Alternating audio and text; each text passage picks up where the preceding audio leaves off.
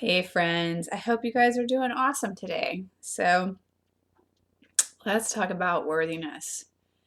I just feel like this is a never-ending topic that I constantly have to talk about in coaching with my coaches. No matter if we're talking personal stuff or business stuff, it always comes back to this. Um, at this point, it's feeling like a hurdle that I'm just not going to get over, but I know that's not true. That's my brain trying to tell me that. So let's dive in. Worthiness, it's this really complicated thing, even though it doesn't feel like it is. Like when I say quantum mechanics, we're like, oh yeah, that's definitely complicated. Worthiness, I don't really think so, but it is, because we all have this different definition of it. Sorry, I've had a head cold, so it's draining. We were given definitions from society as to what worthiness is and from our parents, especially from little tiny childhood, right? We, as children, learned that if we behaved XYZ, then we got the love and affection that we were yearning for. And so then we started creating this definition for ourselves, and our parents and our teachers and society helped create it for us, that we were worthy of love and acceptance and admiration if we behaved certain ways. I don't know that there's I'm sure there is people that were loved simply because they existed, and completely understood that. I think a lot of us were loved because because we existed, sorry. However, we did not connect it, and we couldn't as children, right? We did not have the intellectual capacity at that point. We understood we behaved this way, we got the love and the affection we wanted. We behaved this way, we were punished. So it created this trajectory for us because started creating a belief system that love and acceptance and approval was based on behaviors, not on existence. I'm not going to blanket this and say everybody feels that way, but I think the majority of people have this belief system based on behaviors. Excuse me. So it creates a lot of issues for us as adults because we start putting our worthiness on external factors, external people. When someone else loves me and accepts me, then I can feel loved and accepted. I can't give that love and acceptance to myself because I think it's behavior based, right? And a lot of us have this underlying feeling that we are not worthy, we are not enough, so we're not going to give that to ourselves. We're going to constantly be looking for external affirmations of the fact that we are enough, we're okay, we're worthy. So we start pursuing things, right? Like we pursue sports to be the top athlete. We just pursue music, academia, art. We graduate high school and we're still feeling that inadequacy that we all long for. So then we go to college or we start a job, whichever. I'm just going to use my journey because that's the one I know.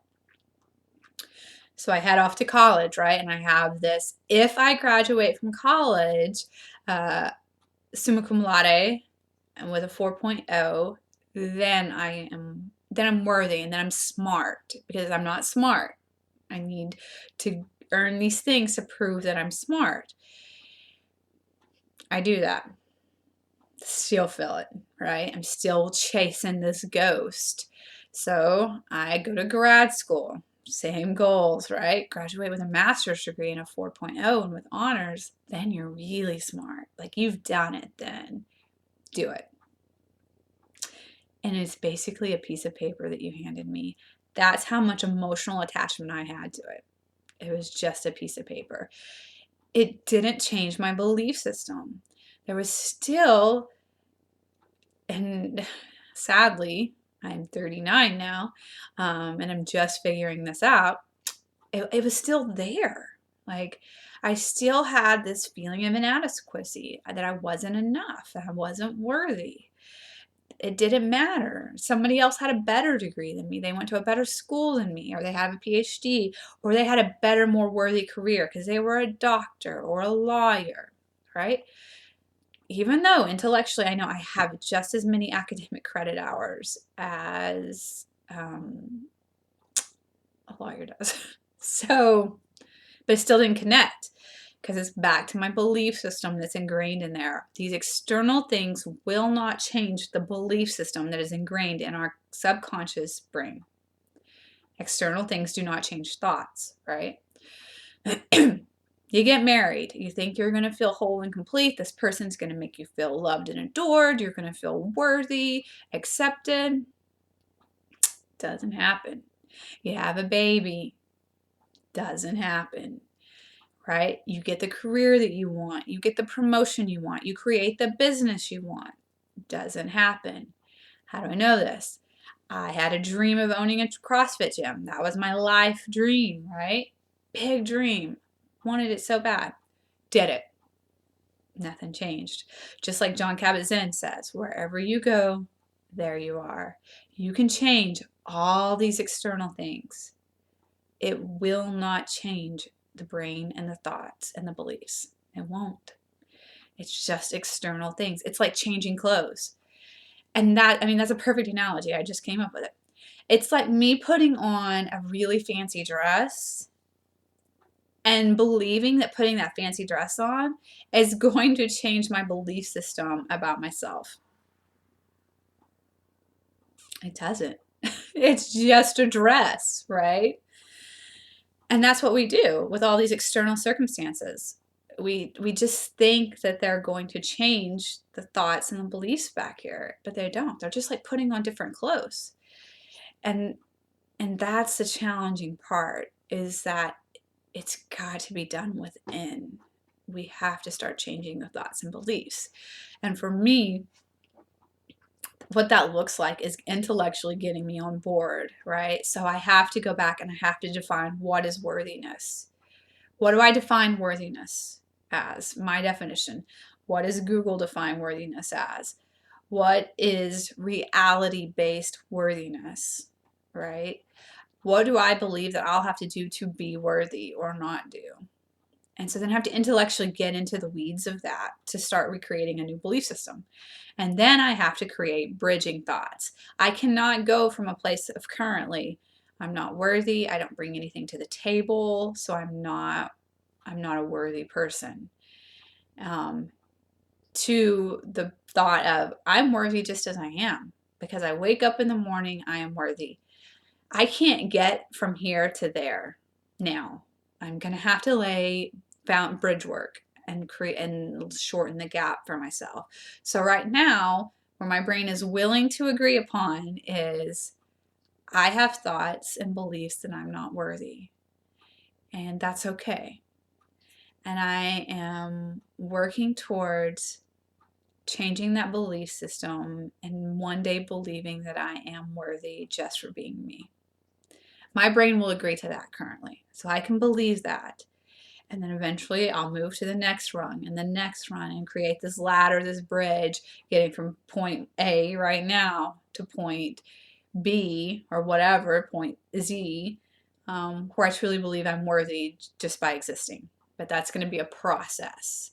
Just like building this belief system and these thoughts in 39 years of creating a life driven by these thoughts and beliefs was a process.